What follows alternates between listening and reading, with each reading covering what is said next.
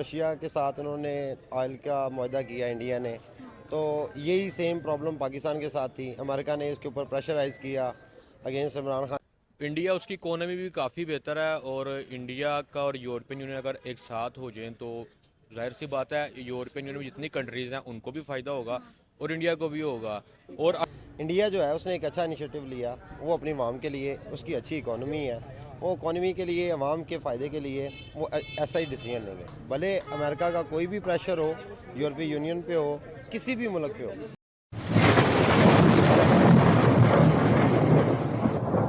नमस्कार दोस्तों, स्वागत है आपका हिंदुस्तान डॉट में।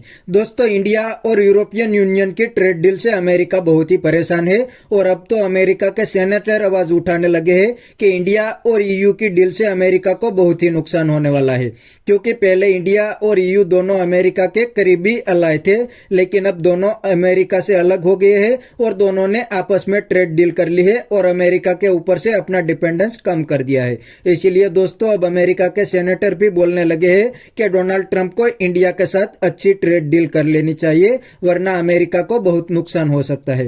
दोस्तों, ये सब देख के पाकिस्तानी भी बहुत परेशान है और कहते हैं कि अब अमेरिका भी इंडिया के सामने झुकने लगा है, इंडिया इतना पावरफुल हो गया है। तो दोस्तों, बिना टाइम वेस्ट किए वीडियो में आगे देखते हैं इस डील पे पाकिस्तानी पब्लिक क्या कहते हैं। अगर आप नहीं है तो पहले चैनल को सब्सक्राइब कर लीजिए और वीडियो को अंत तक देखें। यूरोपीय यूनियन की इंडिया के साथ मदर ऑफ ऑल डील से जहां पे सारी दुनिया में कुछ ना कुछ ममालिक परेशान है, वहां नंबर 1 पे अब अमेरिका का नाम आ रहा है।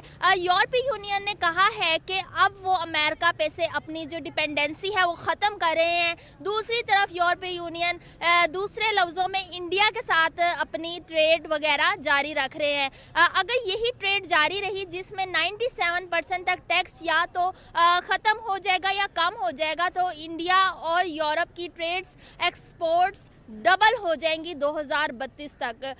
जहां पे अमेरिका के ट्रेड सेक्रेटरी ने साफ कहा है कि वो जो है यूरोपीय यूनियन इंडिया से डील क्यों कर रहा है, उसने इस पर गुस्से का इजहार किया है। और क्योंकि वो कह रहे थे कि इंडिया जो है वो रशियन ऑयल लेता है और इंडिया के ऊपर हमने 25% टैरिफ लगाया था, यूरोपीय यूनियन भी ऐसा करे, लेकिन इंडिया की इकॉनमी को देखते हुए यूरोपीय यूनियन इस तरह नहीं करना चाहती और वो अमेरिका को जो है अब आंखें दिखा रहे हैं। इस पे अवाम क्या कहेगी, आइए अवाम से जानते हैं। इंडिया पे है और यूरोपीय यूनियन पे बहुत ज़्यादा तनकीद की है। यूरोपीय यूनियन को उन्होंने कहा है कि एक तरफ तो वो रशियन ऑयल पे पाबंदी लगाते हैं, दूसरी तरफ वो इंडिया के साथ ही डील कर रहे हैं कि वो जो इंडिया है वो रशियन ऑयल ऑलरेडी जो है इम्पोर्ट कर रहा है। इस सब के बावजूद जो अमेरिका है, अमेरिका चाहता था कि जैसे उन्होंने इंडिया पे 20% टैरिफ लगाया है, इसी तरह वो यूरोपीय यूनियन भी इंडिया पे टैरिफ लगाए। लेकिन इंडिया की इकोनॉमी को देखते हुए यूरोपीय यूनियन इस तरह करने की तरफ नहीं आ रहा, बल्कि वो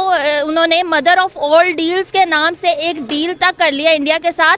इस वाले से हम से पूछेंगे वो क्या कहेंगे। अस्सलाम वालेकुम। जी वालेकुम सलाम। क्या नाम है सर? सईद अनवर। सर, क्या कहेंगे, आपको क्या लगता है कि यूरोपीय यूनियन तो अपने इस फैसले से पीछे नहीं हटा, क्योंकि उसे नजर आ रहा है कि इंडिया बहुत बड़ी इकोनॉमी है। आपको लगता है कि अब ट्रंप जो है वो इंडिया पे दबाव डाल सकता है? नहीं, ऐसा पॉसिबल नहीं है। देखें, जिन मुल्कों की आज़ाद खारजा पॉलिसी होती ना, वो अपने बेनिफिट्स के लिए, अपनी अवाम के लिए इनिशिएटिव लेते हैं।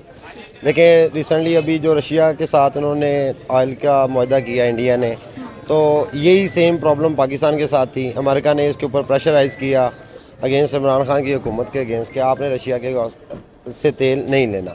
लेकिन हमारी कमज़ोर खारजा पॉलिसी की वजह से, जिसकी वजह से हम उस तेल को, उसका मुआहदा हमें कैंसिल करना पड़ा।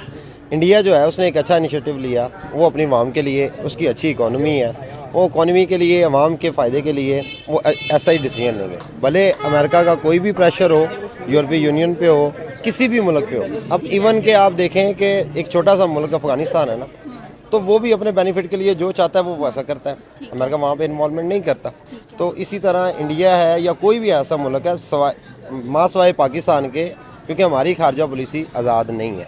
और कोई भी मुल्क है, बांग्लादेश देख लें, कोई भी उसके बेनिफिट्स के लिए, इकोनॉमी के लिए, अवाम की सहूलियात के लिए कोई भी ऐसा डिसीजन इनिशिएटिव जो लेना पड़ता है जो अवाम के लिए कोई सहूलतकार बन सके, तो वो लेते हैं, हमारे नहीं ले सकते। तो अमेरिका का प्रेशर, वो समझता है कि मैं पूरी दुनिया के अंदर हुकूमत कर रहा हूँ, उसका टाइम जा चुका है। अब रशिया जो आपका चीन है उसकी इकॉनमी पूरी दुनिया के अंदर ट्रेड कर रहा है, 157 ममालिक के अकॉर्डिंग वो ट्रेड कर रहा है, तो अब नंबर 1 पे वो जा रहा है।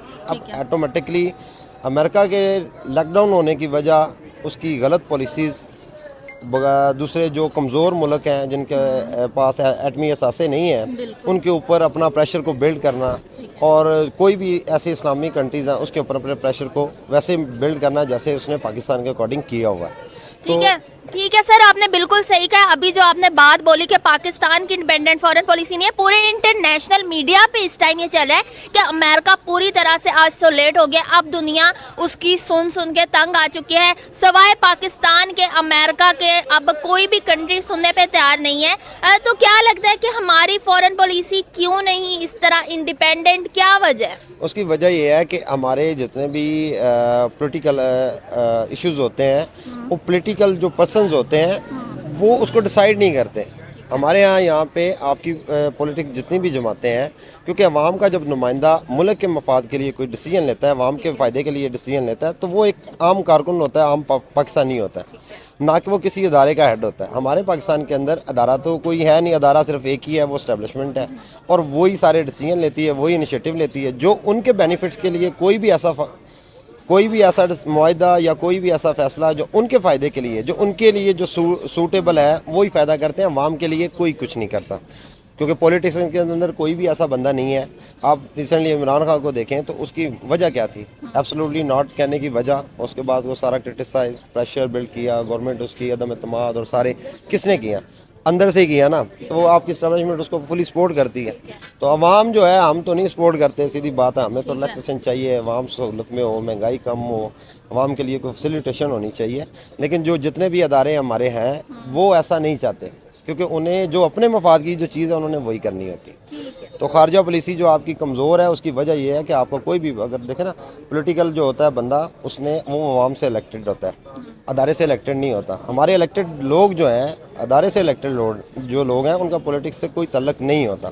ये बेसिकली एक अदारा है, ये मुल्क को प्रोटेक्ट करता है, सपोर्ट करता है। इस्टेब्लिशमेंट है या कोई भी ऐसे अदारे हैं जो हमारे आर्म फोर्सेस के अदारे जितने भी हैं, तो ये हमें बेसिकली मुल्क पाकिस्तान को इनको प्रोटेक्ट करना, ये उसका अदारा है, ये उसके हाकिम नहीं है। अच्छा, ठीक है।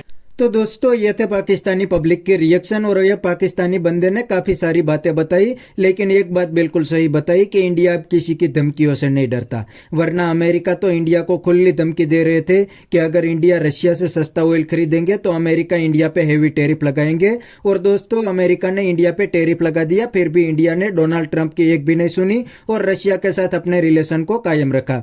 दोस्तों, वैसे ही डोनाल्ड ट्रंप यूरोपियन यूनियन को धमकी दे रहे थे कि अगर यूरोपियन यूनियन अमेरिका का सपोर्ट नहीं करेंगे तो अमेरिका यूरोपियन यूनियन पे टैरिफ लगाएंगे।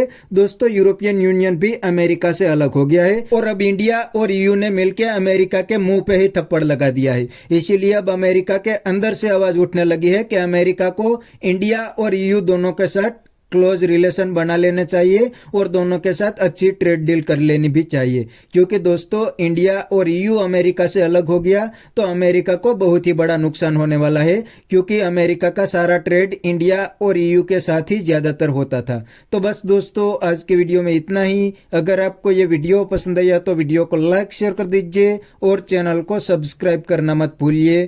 थैंक यू, मिलते हैं नेक्स्ट वीडियो में।